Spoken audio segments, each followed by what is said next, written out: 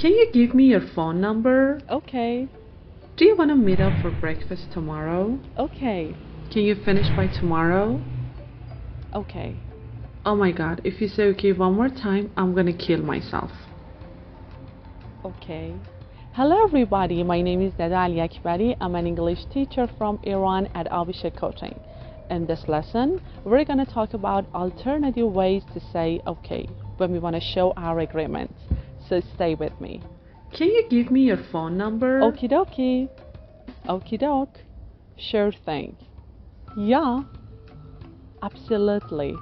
Why not? Of course. Do you want to meet up for breakfast tomorrow? Sounds like a plan. Sounds good to me. Fine by me. Can you finish by tomorrow? Fine with me. By all means.